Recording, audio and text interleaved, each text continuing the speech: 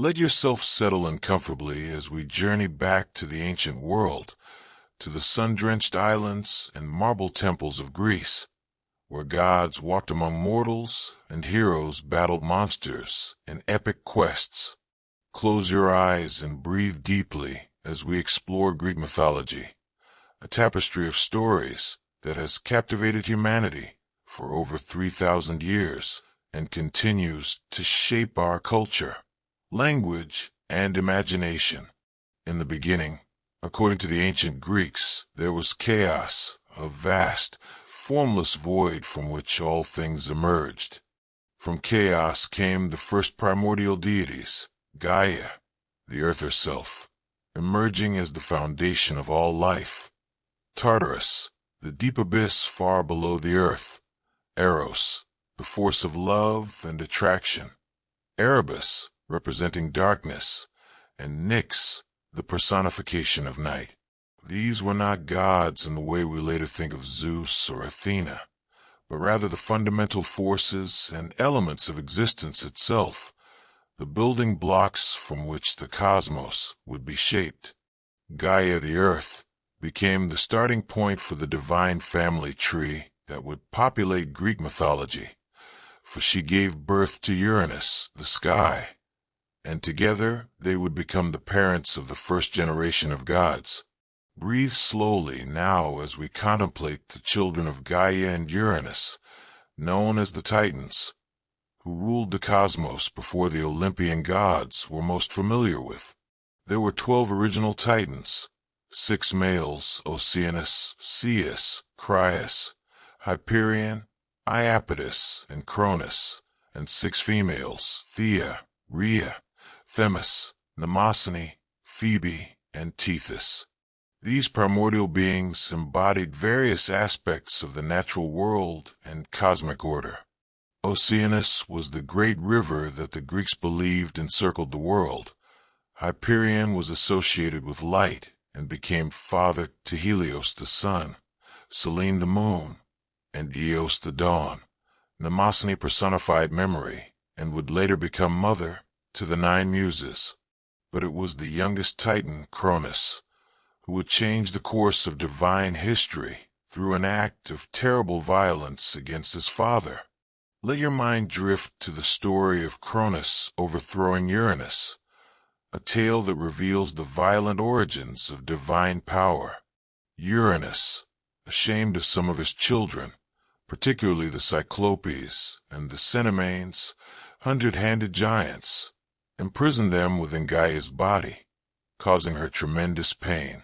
In her suffering, Gaia fashioned a great sickle and asked her children to help her. Only Cronus was brave enough to accept. He ambushed his father and castrated him with the sickle, separating sky from earth forever. From the blood that fell upon Gaia were born the Furies, vengeful spirits who punished crimes, especially crimes against family, and the giants.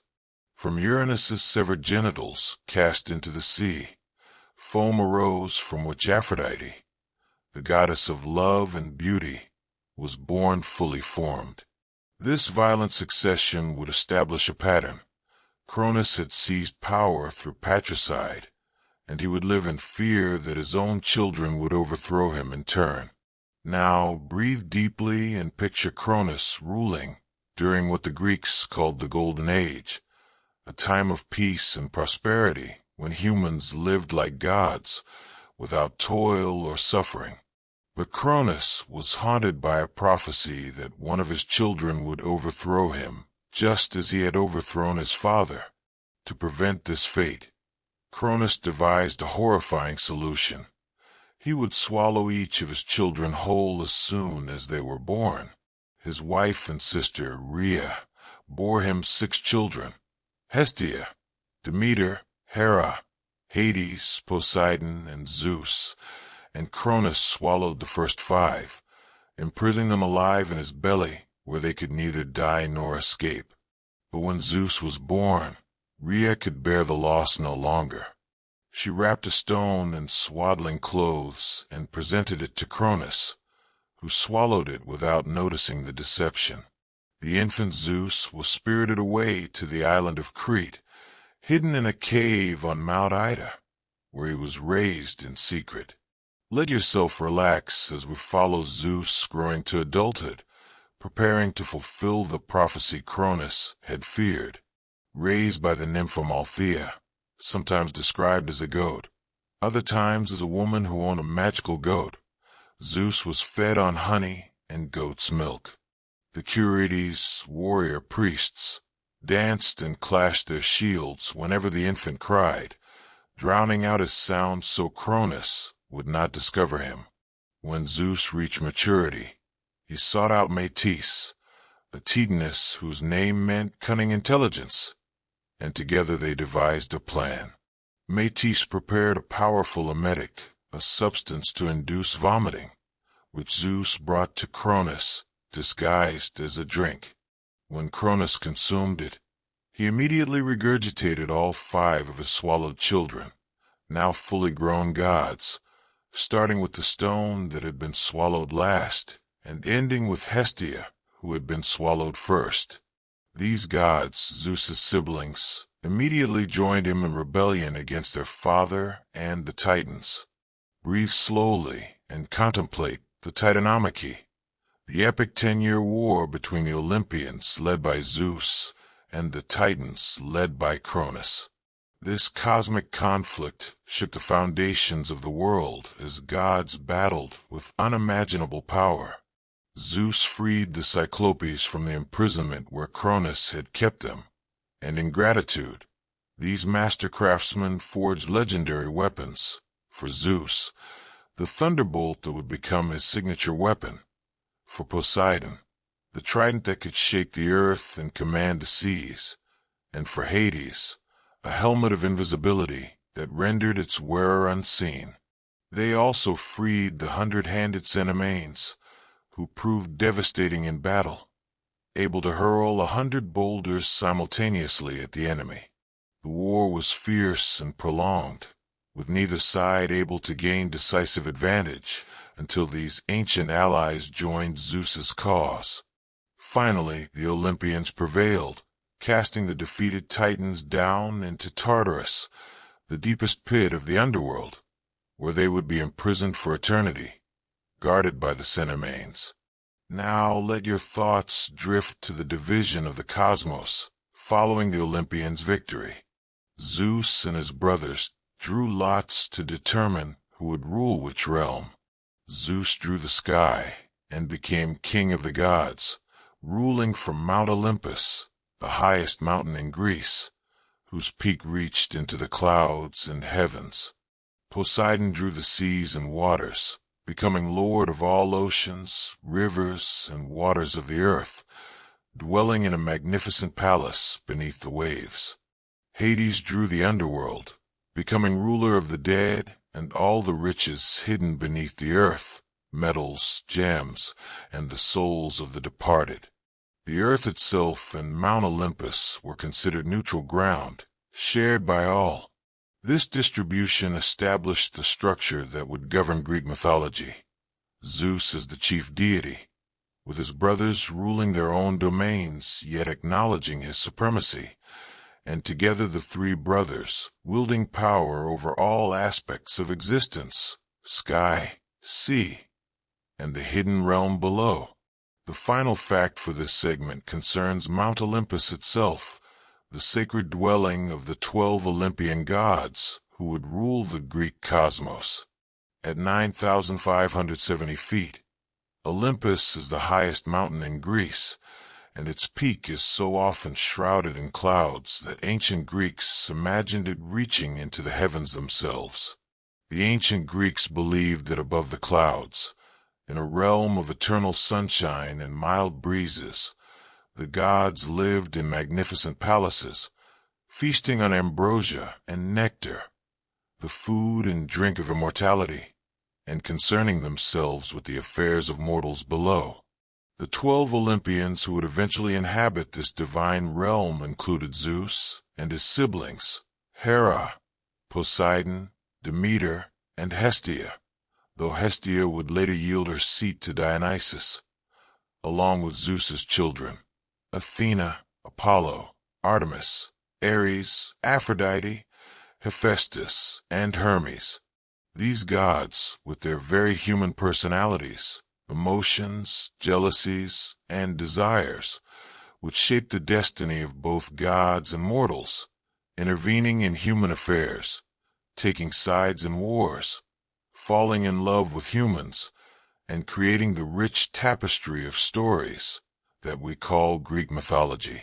As you rest, imagine ancient Olympus rising above the clouds, golden palaces gleaming in eternal sunshine, gods and goddesses feasting at celestial banquets, while below in the mortal world, heroes prepare for the quests that will make them legends, and ordinary people offer sacrifices at marble temples, seeking favor from the immortals who control the winds, the seas, the harvest, and every aspect of existence. Let your breathing slow as we explore the story of Prometheus, the Titan who became humanity's greatest benefactor and suffered terribly for his compassion. Prometheus, whose name means forethought, was one of the few Titans who sided with Zeus during the Titanomachy, using his cunning to help the Olympians achieve victory. After the war, when Zeus and the gods were establishing the proper relationship between immortals and mortals, Prometheus was tasked with creating humanity from clay. He shaped humans in the image of the gods, and Athena breathed life into these clay figures. But Prometheus grew to love his creations, and when Zeus sought to limit humanity's power and keep them in a primitive state, Prometheus made a decision that would change everything. He stole fire from the gods and gave it to mortals, along with knowledge of arts, crafts, and civilization. Fire represented not just warmth and light, but technology, progress, and the spark of divine knowledge itself. Now, let your thoughts drift to Zeus's terrible punishment for this transgression. Enraged by Prometheus's defiance and his empowerment of humanity, Zeus ordered the Titan to be chained to a rock in the Caucasus Mountains, where each day an eagle, some sources say it was Zeus's own sacred eagle, would come and devour his liver. Because Prometheus was immortal, his liver would regenerate each night, only to be consumed again the following day, creating an eternal cycle of agony. This punishment lasted for thousands of years, with Prometheus enduring unimaginable suffering for his love of humanity. Eventually, the hero Hercules, during his famous 12 labors, came upon the chained Titan and shot the eagle with his arrows, freeing Prometheus from his torment. Zeus allowed this because Prometheus possessed a secret prophecy about Zeus's own potential downfall, knowledge of which goddess would bear a son mightier than his father, and the king of gods needed this information to avoid his fate. Breathe deeply and picture Pandora, the first mortal woman, created by the gods as part of Zeus's revenge against humanity for receiving Prometheus's gift of fire. Hephaestus, the divine craftsman, molded her from clay and water. Athena clothed her in beautiful garments and taught her weaving. Aphrodite gave her grace and beauty. Apollo taught her music. Hermes gave her a crafty, deceitful nature and the power of speech. Each god contributed something, which is why her name means all gifted. Zeus then gave Pandora a jar, often mistranslated as a box, as a wedding gift, and sent her to marry Epimetheus, whose name means afterthought, and who was Prometheus's brother. Prometheus had warned Epimetheus never to accept gifts from Zeus, but Epimetheus, charmed by Pandora's beauty, ignored his brother's wisdom and married her, bringing her into his household along with her mysterious jar. Let yourself relax as we explore what happened when Pandora's curiosity overcame her. Despite being warned never to open the jar, Pandora eventually succumbed to her curiosity, Some versions say Hermes had deliberately given her this trait as part of Zeus's plan. When she lifted the lid, all the evils that plague humanity flew out into the world: disease, death, hardship, envy, hatred, and countless other miseries that had previously been unknown to mortals. Horrified, Pandora slammed the lid shut, but it was too late. All the evils had escaped. Only one thing remained trapped inside the jar: Olympus, which is often translated as hope, but can also mean expectation or anticipation of future good. Different interpretations debate whether hope remaining inside was a blessing, preserved for humanity's comfort, or another curse, kept away so humans would suffer without it. But most traditions suggest that hope stayed with humanity, providing the one comfort that allows mortals to endure all the other evils that Pandora had unleashed. Now breathe slowly and contemplate the creation of the seasons through the myth of Demeter and Persephone. Demeter, goddess of the harvest and agriculture, had a beloved daughter named Persephone, also called Kore, meaning maiden. One day, while Persephone was gathering flowers in a meadow, the earth suddenly split open, and Hades, god of the underworld, emerged in his chariot. He had fallen in love with Persephone and, with Zeus's permission, but without Demeter's knowledge, abducted the young goddess and carried her down to his underground realm to make her his queen. Demeter, discovering her daughter missing, was overcome with grief. She wandered the earth searching for Persephone, neglecting her divine duties. Crops failed, plants withered, and the earth became barren. Humanity faced starvation, and their suffering finally moved Zeus to intervene. For without humans to offer sacrifices, the gods themselves would be diminished. Let your mind drift to the compromise that created the cycle of seasons. Zeus sent Hermes, the messenger god, to retrieve Persephone from the underworld. However, there was a complication. Persephone had eaten pomegranate seeds while in Hades' realm.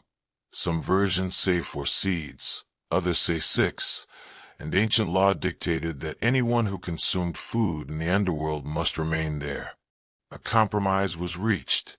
Persephone would spend part of each year with Hades in the underworld and part with her mother in the world above.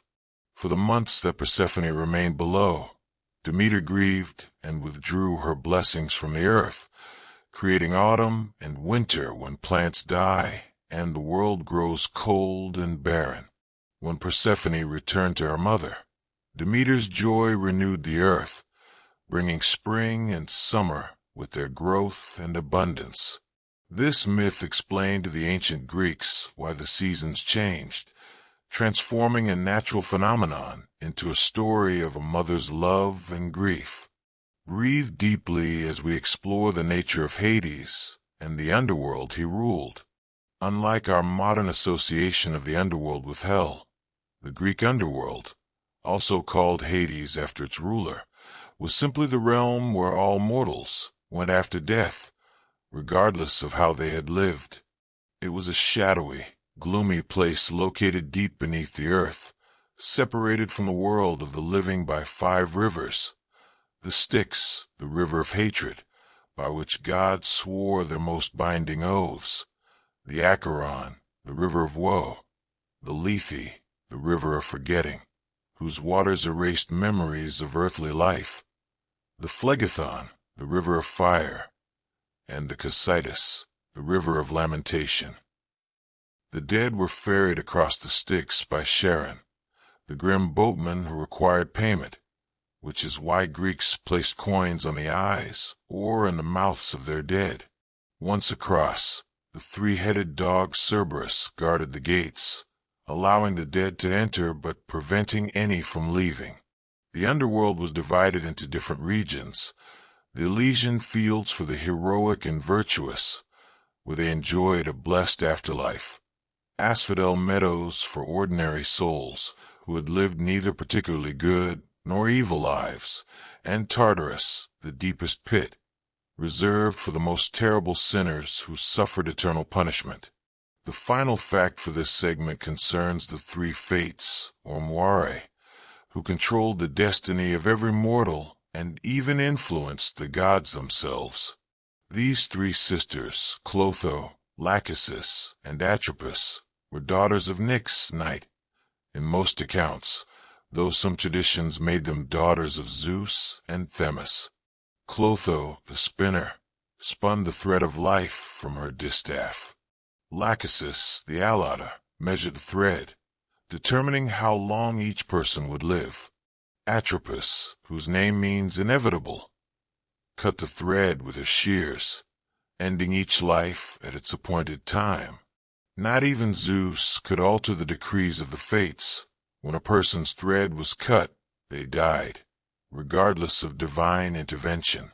This made the fates perhaps the most powerful beings in the cosmos, embodying the Greek concept of fate or destiny that even gods must respect.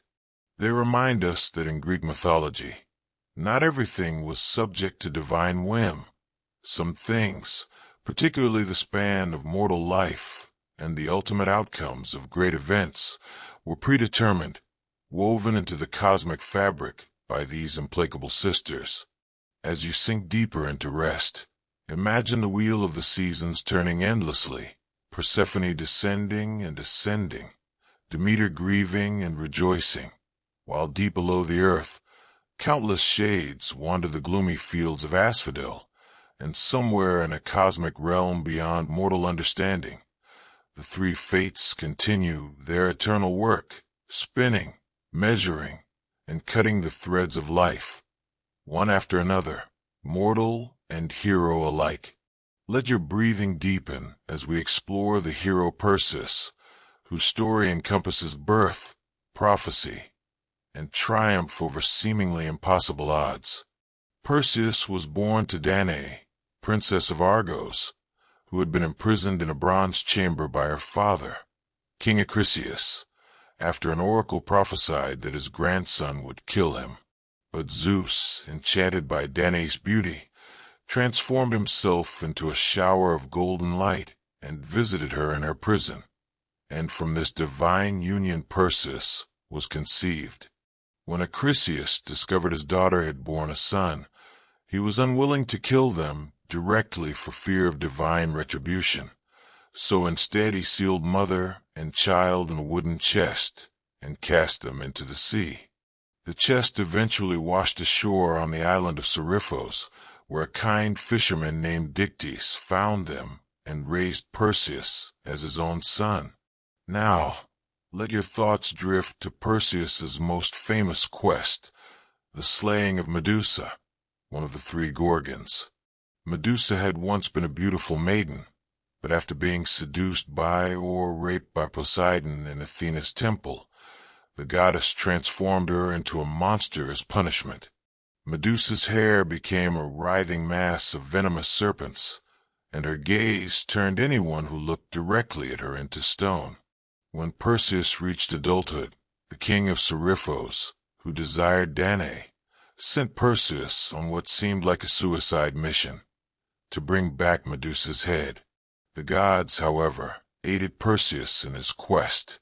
Athena lent him her polished shield, which he could use as a mirror to view Medusa's reflection without meeting her petrifying gaze. Hermes gave him a pair of winged sandals to fly, a sword sharp enough to cut through Medusa's scales, and directions to find the Hesperides. Hades lent him the helmet of invisibility, and the nymphs gave him a magical cabesus, a bag that could safely contain the severed head. Breathe slowly and picture Perseus's confrontation with the Gorgon, guided by Athena and using his shield as a mirror to see Medusa without looking directly at her. Perseus entered the Gorgon's lair while the three sisters slept. Medusa lay among countless stone statues, the petrified remains of those who had looked upon her face. Perseus struck with his divine sword, beheading Medusa in a single blow. From her severed neck sprang two offspring, Pegasus, the magnificent winged horse, and Chrysaor, a giant wielding a golden sword, both children of Poseidon from before Medusa's transformation. Perseus quickly placed the head in his magical bag, for even in death, Medusa's gaze retained its terrible power. Medusa's two immortal sisters, Stheno and Eurydice, woke and pursued Perseus, but he escaped using the helmet of invisibility and the winged sandals, flying across the sea and toward home. Let yourself relax as we follow Perseus's journey home and his rescue of Andromeda. Flying over Ethiopia, Perseus noticed a beautiful maiden chained to a rock by the sea, apparently left as a sacrifice. This was Andromeda, daughter of King Cepheus and Queen Cassiopeia. Cassiopeia had boasted that her daughter was more beautiful than the Nereids, the sea nymphs, and Poseidon, angered by this hubris, sent a sea monster called Cetus to ravage the coast. An oracle declared that only by sacrificing Andromeda could the kingdom be saved. Perseus fell in love with Andromeda at first sight and struck a bargain with her desperate parents. If he saved her, she would become his wife. When the sea monster emerged from the waves to devour Andromeda, Perseus revealed Medusa's head, and the creature turned to stone, frozen forever in the moment of its attack. Perseus freed Andromeda, married her despite the protests of her previous betrothed, and brought her home to Seriphos, where he used Medusa's head to turn the evil king, who had threatened his mother, into stone as well. Now, breathe deeply and contemplate the fulfillment of the prophecy that had set Perseus' story in motion. Perseus eventually returned to Argos with Andromeda, and his grandfather Acrisius, still fearing the oracle's prediction, fled to avoid him. Later, Perseus competed in funeral games in Thessaly, and while throwing a discus, he accidentally struck and killed a spectator in the crowd. It was Acrisius, who had been watching in disguise. The prophecy was fulfilled, not through intentional patricide, but through fate's inexorable working. Perseus, ashamed to rule in Argos after killing his grandfather, even accidentally, exchanged kingdoms with his cousin and became king of Tiryns and Mycenae, where he founded a great dynasty. After his death, Perseus, Andromeda, and even the sea monster Cetus were placed among the stars as constellations, immortalized in the night sky forever. Let your mind drift to the hero Hercules, known to the Romans as Hercules, the greatest of all Greek heroes, whose strength was unmatched and whose labors became legendary. Hercules was born to Zeus and Alcmene, a mortal woman whom Zeus had seduced by disguising himself as her husband. This made Hercules a demigod, part mortal, part divine, and it also earned him the eternal hatred of Hera, Zeus's wife, who was jealous of her husband's countless infidelities. Hera attempted to kill the infant Hercules by sending two serpents to his cradle, but even as a baby, Hercules was extraordinarily strong, and he strangled both snakes with his bare hands, one in each fist. This miraculous survival was the first indication of the remarkable life that lay ahead for this child, who would become the embodiment of heroic virtue and strength in Greek culture. Breathe slowly as we explore the tragedy that led to Heracles' famous 12 labors. Heracles grew to manhood, married Megara, and had children with her, living happily until Hera struck him with a fit of madness. In his delirium, not recognizing his own family, Heracles killed his wife and children, believing them to be enemies. When the madness lifted and he realized what he had done, Heracles was devastated by grief and guilt. He consulted the oracle at Delphi, seeking purification and penance for his terrible crime. The oracle directed him to serve King Eurystheus of Tiryns for 12 years, and to perform whatever labors the king demanded. Eurystheus, cowardly and petty man who had become king through Hera's manipulation, assigned Heracles 12 seemingly impossible tasks, each designed to be fatal. These became the famous 12 labors of Heracles, a series of heroic deeds that would test every aspect of his strength, courage, and cleverness. The final fact for this segment concerns the nature of these 12 labors and their significance in Greek mythology. The labors included slaying the Nemean lion, whose hide was impervious to weapons, killing the 9-headed Hydra, which grew 2 heads for each one cut off, capturing the golden hind of Artemis, capturing the Erymanthian boar, cleaning the Augean stables in a single day, driving away the Stymphalian birds, capturing the Cretan bull, stealing the mares of Diomedes, obtaining the girdle of Hippolyta, queen of the Amazons, stealing the cattle of the monster Geryon, fetching the golden apples of the Hesperides, and finally, capturing Cerberus, the 3-headed guard dog of the Underworld. Each labor took Heracles to different corners of the known world and required not just strength, but also cunning and divine assistance.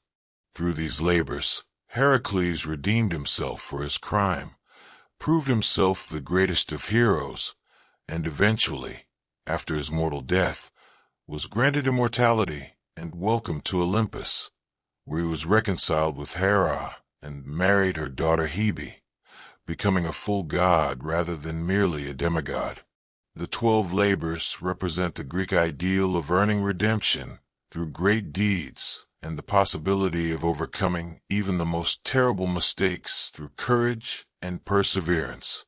As you rest in deep tranquility, imagine Perseus flying through the night sky on winged sandals, Medusa's head safely contained, Andromeda at his side, while in another time and place, Heracles performs his labors, battling monsters and completing impossible tasks, proving that even those born of tragedy can achieve greatness, and that heroes, though they may stumble and fall, can rise again through courage and determination. Let your breathing slow as we explore the tragic tale of Oedipus, one of Greek mythology's most famous and complex heroes, whose story explores the themes of fate, free will, and the limits of human knowledge. Oedipus was born to King Laius and Queen Jocasta of Thebes, but before his birth, an oracle prophesied that he would kill his father and marry his mother.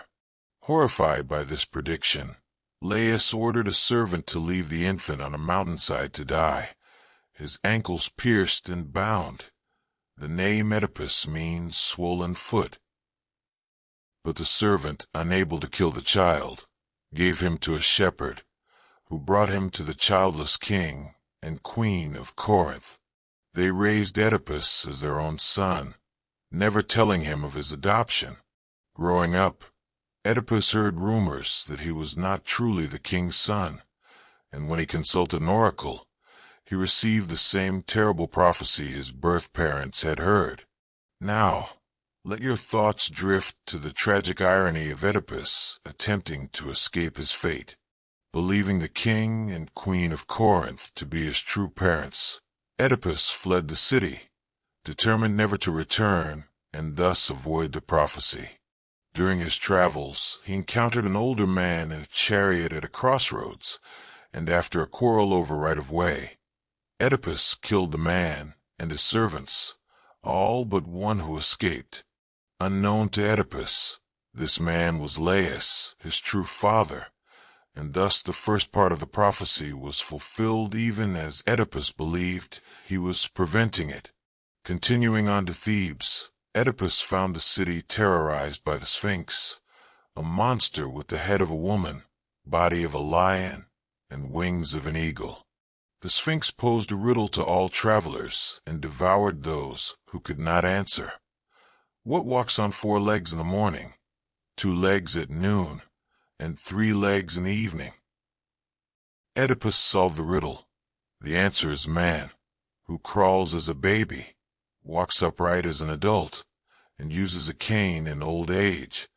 And the Sphinx, defeated, destroyed herself. Breathe deeply and picture how Oedipus's success led inexorably to tragedy. As reward for freeing Thebes from the Sphinx, Oedipus was made king and married the recently widowed Queen Jocasta, never knowing she was his mother. They ruled Thebes together for years and had 4 children: Antigone, Ismene, Eteocles, and Polynices. Eventually, a plague struck Thebes, and the oracle declared it would only end when Laius's murderer was found and punished.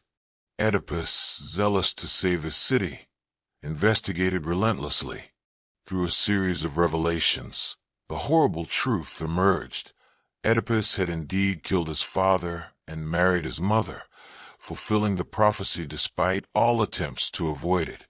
Jocasta, realizing the truth, hanged herself in despair. Oedipus, discovering her body and confronted with the full horror of his actions, took the pins from her brooches and used them to blind himself, declaring that if he could not see the truth when he had eyes, he would no longer use them.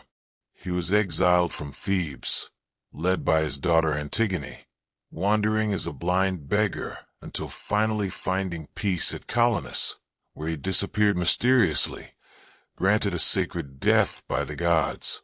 Let yourself relax as we explore the story of Jason and the Argonauts, an epic quest involving many of Greece's greatest heroes. Jason was the rightful heir to the throne of Iolcus, but his uncle Peleus had usurped the throne. When Jason came of age and claimed his birthright, Peleus, warned by an oracle to beware a man wearing one sandal, which Jason was, having lost one while helping an old woman, actually Hera in disguise, cross a river, agreed to surrender the throne only if Jason could retrieve the golden fleece from Colchis at the edge of the known world. The fleece came from a magical golden-haired ram that had rescued Phrixus and Helle from sacrifice, and it hung in a grove guarded by a sleepless dragon. Jason assembled a crew of heroes called the Argonauts, named after their ship, the Argo.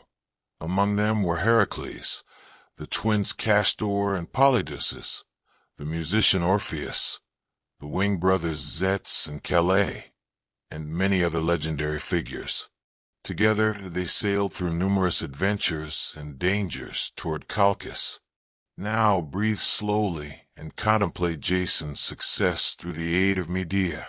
When the Argonauts reached Colchis, King Aedes agreed to surrender the fleece only if Jason could complete seemingly impossible tasks, yoking fire-breathing bronze bulls, plowing a field with them, and sowing dragons' teeth that would sprout into warriors who must then be defeated. However, Aedes' daughter Medea, a powerful sorceress and priestess of Hecate, fell in love with Jason. Some say Hera or Aphrodite caused this to help Jason. Medea gave Jason a protective ointment that made him invulnerable to the bull's flames and advised him to throw a stone among the warriors that grew from the dragon's teeth, causing them to fight each other in confusion. After Jason completed these tasks, Aedes still refused to honor his bargain, so Medea helped Jason steal the fleece by using her magic to put the guardian dragon to sleep. She fled with Jason and the Argonauts, and when her father pursued them, Medea delayed him through terrible means, killing her own brother and scattering his dismembered body in the sea, forcing Aedes to stop and gather the pieces for proper burial. This dark act foreshadowed the tragedy that would follow this couple. Let your mind drift to the myth of Orpheus and Eurydice, one of mythology's most poignant love stories. Orpheus was the greatest musician who ever lived, son of the muse Calliope, and his lyre playing was so beautiful that animals, trees, and even stones would move to listen. He married Eurydice, a lovely dryad, and they were blissfully happy until tragedy struck on their wedding day. While fleeing from Eurystheus, who desired her, Eurydice stepped on a venomous snake and died from its bite.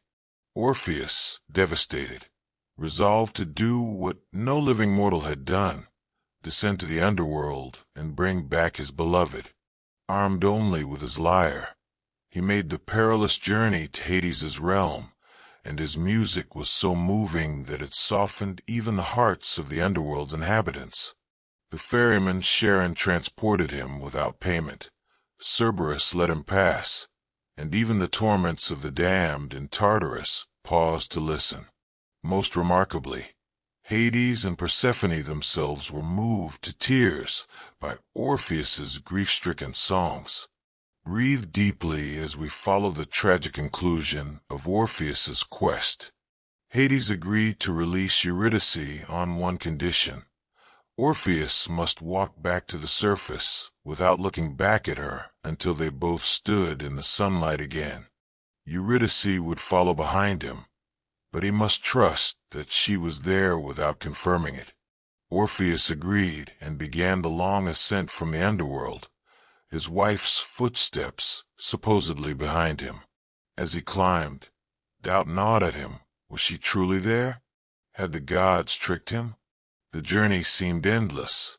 Finally, just as he reached the threshold and sunlight touched his face, Orpheus could resist no longer. He turned to look at Eurydice, just for a moment, and saw her reaching toward him with love and sadness in her eyes before she faded back into the shadows, lost forever. Because he had looked back before both of them reached the surface, the condition was broken. Orpheus tried to return to the underworld, but this time Charon refused him passage.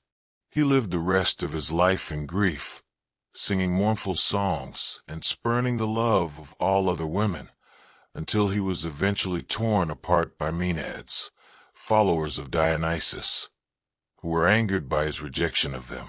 Even in death, his severed head continued to sing as it floated down a river, and his lyre was placed among the stars as the constellation Lyra. The final fact for this segment concerns the Trojan War, the most famous conflict in Greek mythology, sparked by a beauty contest among goddesses and lasting 10 years. The war began at the wedding of Peleus and Thetis, to which all the gods were invited except Eris, goddess of discord. Angry at her exclusion, Eris threw a golden apple inscribed to the fairest into the celebration, and 3 goddesses claimed it: Hera, Athena, and Aphrodite. Zeus, wisely refusing to judge, appointed Paris, a prince of Troy renowned for his fairness, to decide. Each goddess offered Paris a bribe. Hera promised power and rule over all of Asia. Athena offered wisdom and skill in war, and Aphrodite offered the love of the most beautiful woman in the world, Helen of Sparta, wife of King Menelaus. Paris chose Aphrodite, awarding her the apple, and thus earned the eternal enmity of Hera and Athena. True to her promise, Aphrodite helped Paris abduct Helen, or perhaps Helen went willingly, depending on the version, and bring her to Troy. This insult could not stand. Menelaus called upon all of Greece's kings and heroes, who had once sworn an oath to defend Helen's chosen husband, to join him in war against Troy. Thus began the legendary siege that would involve Achilles, Odysseus, Hector, and countless other heroes, gods taking sides and intervening, and eventually the famous wooden horse that would lead to Troy's fall. As you sink into deeper rest, imagine Orpheus's lyre playing mournfully in the darkness, Oedipus stumbling along dusty roads led by faithful Antigone, Jason and Medea fleeing across wine-dark seas with the golden fleece, and on the plains before Troy, Greek warriors sharpening their weapons as a 10-year war begins, all these stories interweaving, showing us heroes who triumph and heroes who fall, who achieve glory and who meet tragedy, all played out under the watchful eyes of gods who meddle in mortal affairs. Let your breathing deepen as we explore Achilles, the greatest warrior of the Trojan War, whose story embodies the Greek heroic ideal while also revealing its tragic limitations. Achilles was the son of Peleus, a mortal king, and Thetis, a sea nymph. When he was born, Thetis, knowing her son was destined to die young, attempted to make him immortal by dipping him in the river Styx, whose waters could grant invulnerability. However, she held him by his heel, and this one spot remained untouched by the magical waters, creating the only vulnerable point on his otherwise invincible body. This is the origin of the term Achilles' heel for fatal weakness. Thetis also knew from prophecy that Achilles faced a choice. He could live a long, comfortable life in obscurity, or he could fight at Troy, win eternal glory, and die young. When the Greek forces gathered for the war, Thetis hid Achilles among the daughters of King Lycomedes, disguised as a girl, but the cunning Odysseus discovered him by presenting gifts. While the girls chose jewelry, Achilles instinctively reached for the weapons, revealing his true nature. Now, let your thoughts drift to the rage of Achilles that forms the central theme of Homer's Iliad, the epic poem that tells of the Trojan War's final year. The conflict between Achilles and Agamemnon, the commander of the Greek forces, erupted when Agamemnon was forced to return his war prize, a captured woman named Chryseis, to appease Apollo, whose priest's daughter she was. In compensation, Agamemnon took Perseus, Achilles' own war prize, as replacement. This insult to his honor enraged Achilles, who withdrew from battle along with his Myrmidons, his elite warriors. Without Achilles, the Greeks began to lose ground against the Trojans, led by Hector, Troy's greatest defender. Agamemnon sent emissaries offering lavish gifts and even the return of Perseus, but Achilles refused, his wounded pride and rage making reconciliation impossible. The tide of war turned decisively against the Greeks, and Hector drove them back to their ships, threatening total defeat. Breathe slowly and picture the tragedy that finally brought Achilles back to war. Patroclus, Achilles' closest companion, in some traditions his cousin, in others his lover, could no longer bear watching the Greeks suffer. He begged Achilles to let him wear Achilles' distinctive armor and lead the Myrmidons into battle, hoping the Trojans would mistake him for Achilles and retreat. Achilles reluctantly agreed, warning Patroclus only to drive the Trojans from the ships and not to pursue them to Troy's walls. But in the heat of battle, Patroclus forgot this warning and chased the Trojans back to the city gates, where Hector, aided by Apollo, killed him and stripped Achilles' armor from his body. When Achilles learned of Patroclus' death, his grief was overwhelming. He reconciled with Agamemnon immediately, caring nothing for their quarrel anymore, driven only by a burning desire for revenge. Thetis, knowing this meant her son's death was near, asked Hephaestus to forge new armor for Achilles, armor so magnificent it became legendary, decorated with scenes of earth, sea, and sky. Let yourself relax as we follow Achilles' terrible vengeance. Wearing his new divine armor, Achilles re-entered the battle like a force of nature, cutting through the Trojan ranks with inhuman fury. He sought only Hector, and when they finally met in single combat before Troy's walls, Hector knew he would die but faced Achilles with courage. Achilles killed him, but his rage didn't end with Hector's death. He tied Hector's body to his chariot and dragged it around Troy's walls, and then around Patroclus's funeral pyre for days, desecrating the corpse in his grief and fury. Finally, Hector's father, the old King Priam, came secretly to Achilles' tent, guided by Hermes, and begged for his son's body. Priam's dignity and grief finally pierced Achilles' rage, reminding him of his own father, who would soon grieve for him. Achilles wept with Priam, granted his request, and declared a truce for Hector's funeral.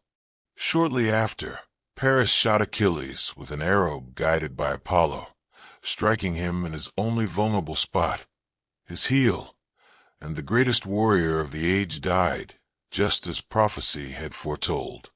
Now breathe deeply and contemplate Odysseus, the clever king of Ithaca, whose journey home from Troy became one of mythology's most famous tales, told in Homer's Odyssey.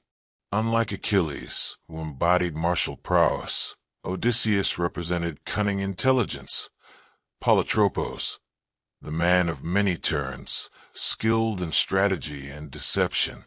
It was Odysseus who devised the stratagem that finally ended the 10-year siege of Troy. The Trojan horse, a massive wooden horse presented to the Trojans as a supposed offering to Athena. The Greeks pretended to sail away, leaving the horse on the beach. Despite warnings from the prophets Cassandra and Laocoon, whom Apollo silenced by sending serpents to kill him and his sons, the Trojans brought the horse inside their walls as a trophy.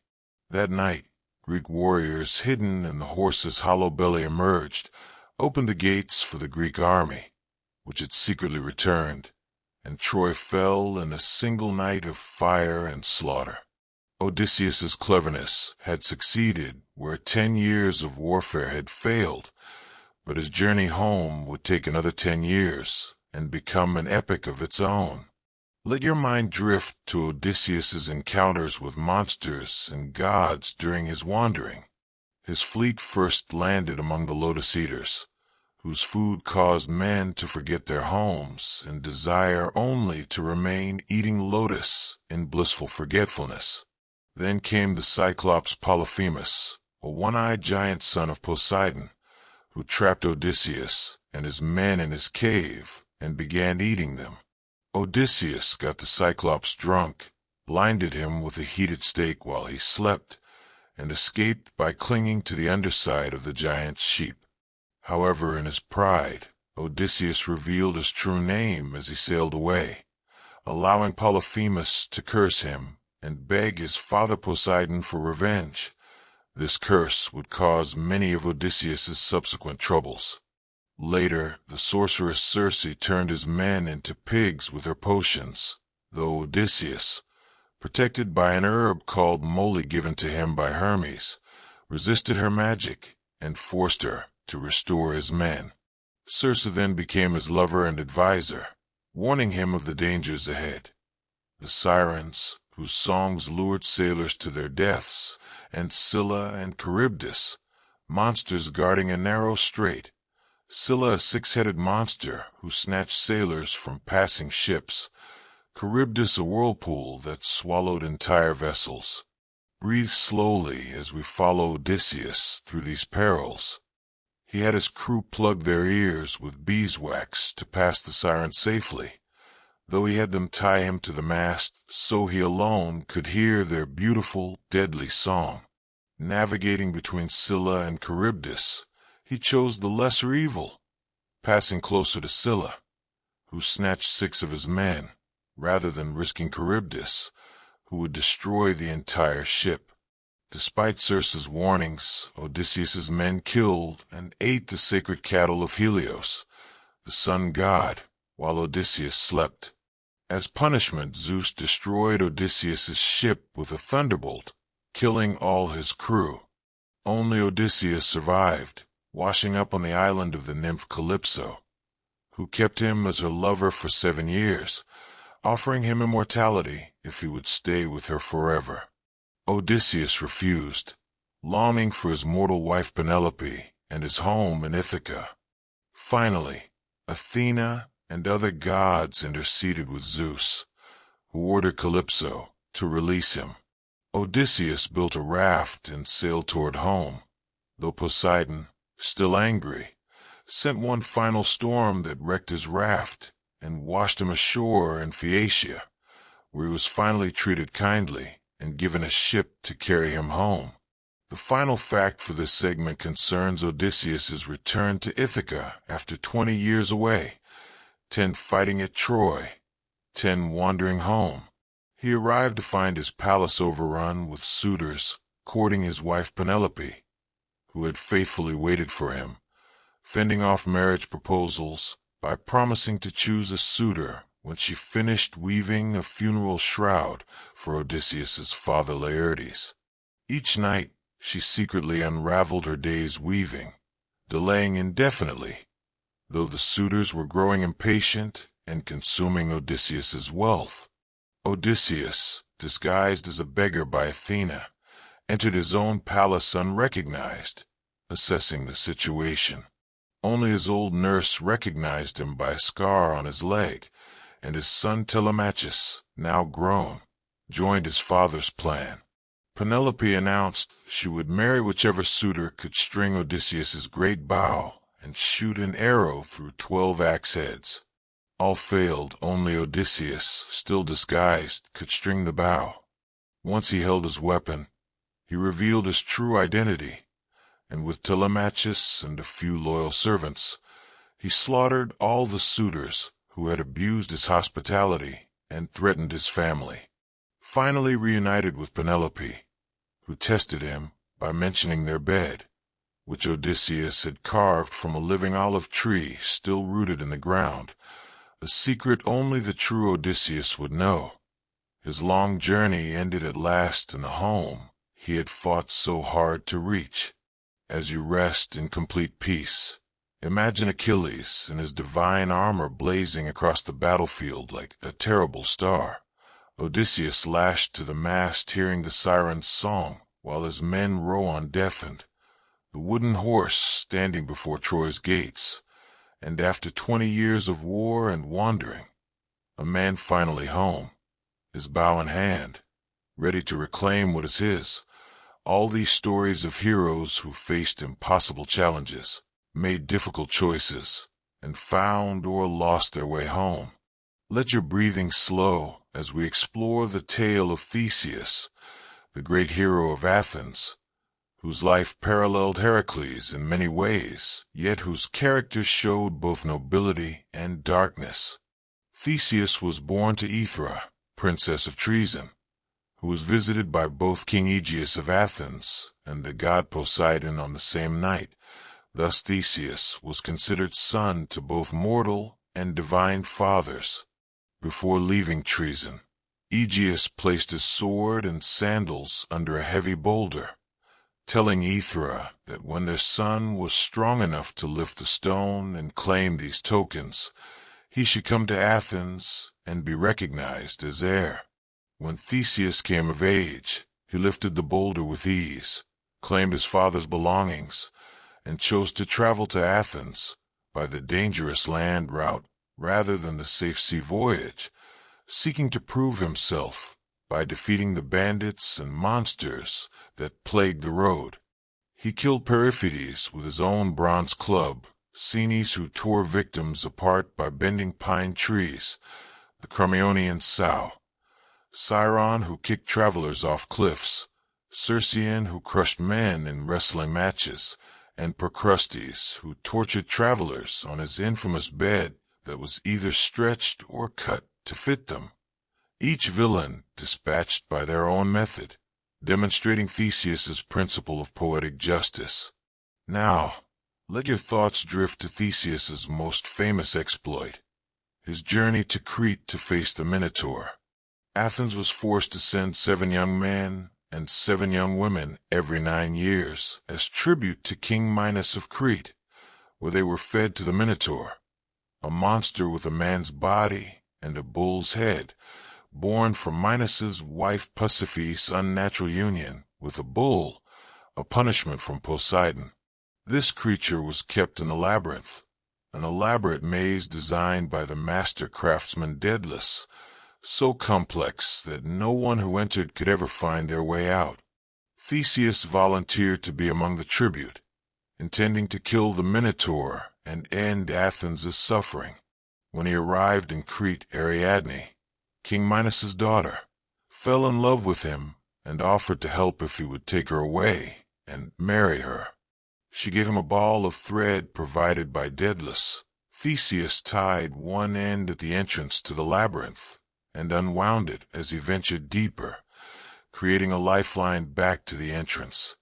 In the maze's heart, he found the Minotaur and killed it with his bare hands or with a sword, then followed the thread back to freedom, taking Ariadne and the other Athenians and sailing for home. Breathe deeply and picture the tragedy that accompanied Theseus's triumph. On the journey home, the ship stopped at the island of Naxos, and there Theseus abandoned Ariadne while she slept. Different versions offer different reasons. Some say Dionysus claimed her for himself, others that Theseus simply betrayed her, tired of her or ashamed of bringing a barbarian princess home, others that the gods commanded it. Dionysus found the weeping Ariadne and made her his wife, eventually granting her immortality and placing her crown among the stars as the constellation Corona Borealis. But for Theseus, more tragedy awaited. Before leaving Athens, he had promised his father Aegeus that if he survived, he would change his ship's black sails to white ones as a signal. In his distraction, whether from grief over abandoning Ariadne or simply forgetfulness, Theseus forgot to change the sails.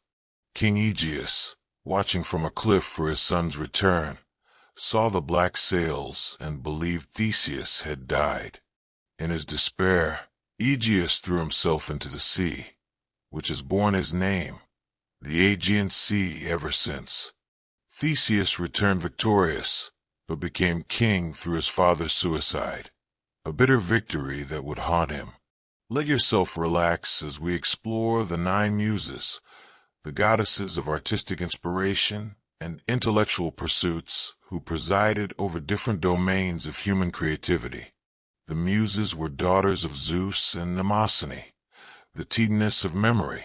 Born after Zeus spent 9 consecutive nights with her. Each of the 9 sisters governed a different art or science. Calliope was the muse of epic poetry and eloquence, often depicted with a writing tablet. Clio presided over history and was shown with scrolls. Erato inspired love poetry and lyrics, carrying a lyre. Euterpe was muse of music and lyric poetry, associated with the flute. Melpomene governed tragedy, wearing a tragic mask and boots. Polyhymnia inspired sacred poetry and hymns, often depicted in a pensive pose. Terpsichore was muse of dance and choral song, shown dancing. Talia presided over comedy and pastoral poetry, wearing a comic mask, and Urania governed astronomy and astronomical writings, depicted with the celestial globe. The muses lived on Mount Helicon or Mount Parnassus, and artists, poets, and thinkers would invoke them at the beginning of their works, asking for inspiration and divine guidance in their creative endeavors. Now breathe slowly and contemplate the story of Icarus and his father Daedalus, a tale of ambition, innovation, and tragic hubris. Daedalus was the greatest craftsman and inventor in all of Greece, who had designed the labyrinth for King Minos.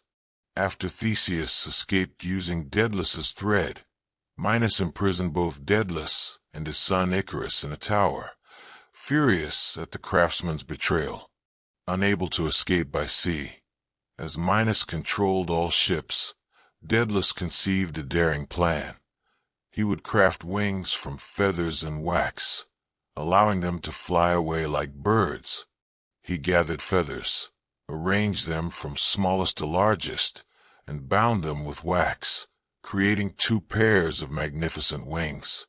Before they launched, Daedalus warned Icarus to fly the middle course, not too low, where sea spray would dampen the feathers, nor too high, where the sun's heat would melt the wax. But as they soared over the sea, Icarus became intoxicated by the thrill of flight, the freedom, the godlike sensation of soaring through the sky. Despite his father's warnings, he flew higher and higher, approaching the sun. The wax melted, the feathers scattered, and Icarus plummeted into the sea and drowned. His body washed ashore on an island that thereafter bore his name, Icaria, and Daedalus, heartbroken, buried his son and cursed his own invention. The tale became a warning about the dangers of hubris and ignoring wise counsel, of flying too close to the sun. Let your mind drift to the concept of hubris itself, a central theme in Greek mythology and tragedy. Hubris was excessive pride or self-confidence, particularly the kind that led mortals to challenge or compare themselves to the gods. The Greeks believed that hubris inevitably led to nemesis, divine retribution, or downfall. Countless myths illustrate this principle. Niobe boasted that her 14 children made her superior to Leto, who had only 2, Apollo and Artemis, and Apollo and Artemis killed all of Niobe's children as punishment, leaving her petrified with grief, transformed into a weeping stone. Arachne claimed to be a better weaver than Athena, and was transformed into a spider, condemned to weave forever. Tantalus served his own son to the gods as food to test their omniscience, and was punished in Tartarus, standing in a pool beneath fruit-laden branches, forever tantalized by food and water that receded whenever he reached for them.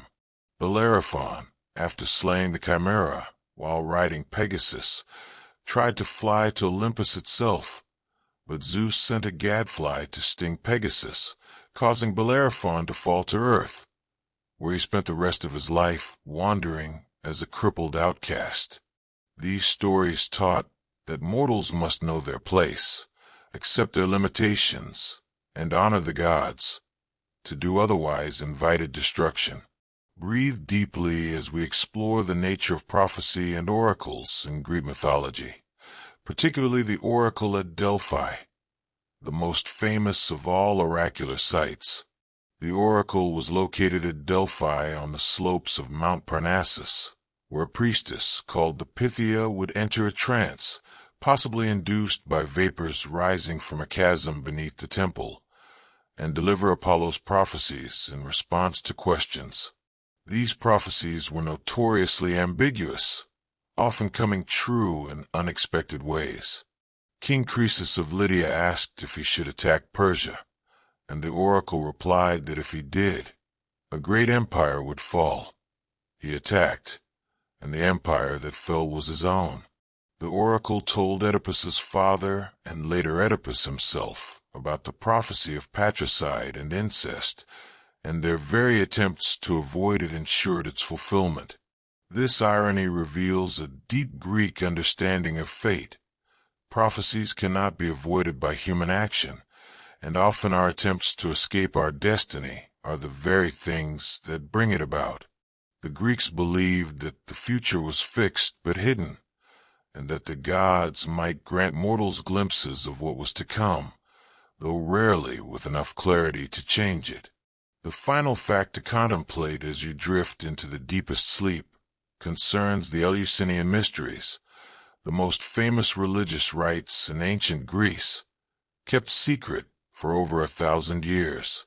These mysteries were held annually at Eleusis, near Athens, and centered on the myth of Demeter and Persephone, celebrating death and rebirth, the cycle of the seasons, and promising initiates a better afterlife. The exact nature of the rites was never written down, and initiates were sworn to secrecy on pain of death. Remarkably, this secret was kept throughout antiquity, and we still don't know precisely what occurred in the final revelation. What we do know is that initiates underwent a series of rituals, fasted, drank a special barley drink called Kykeon, and finally witnessed something in the inner sanctum that profoundly affected them. Ancient writers who had been initiated spoke of losing their fear of death, of experiencing something that made life and death meaningful in new ways, though they would reveal no details. Thousands participated over the centuries, from slaves to emperors, and all maintained the secret. The Eleusinian mysteries remind us that Greek mythology was not just stories, but living religion, that these myths had deep spiritual significance, and that some aspects of ancient belief remain mysterious to us, lost when the mysteries ended with the rise of Christianity and the closing of the temple in the 4th century AD. As you rest in the deepest tranquility, let all these stories wash over you. Heroes rising and falling, gods intervening in mortal affairs, prophecies fulfilled despite all efforts to avoid them, mysteries celebrated by torchlight, monsters defeated, loves lost and won, and through it all, the eternal themes that made these ancient stories endure for 3,000 years: courage and cowardice, hubris and humility, fate and free will, mortality and the yearning for immortality, all woven into tales that still speak to us across the vast gulf of time, connecting our modern world to the ancient Mediterranean, where these stories first emerged under starlit skies.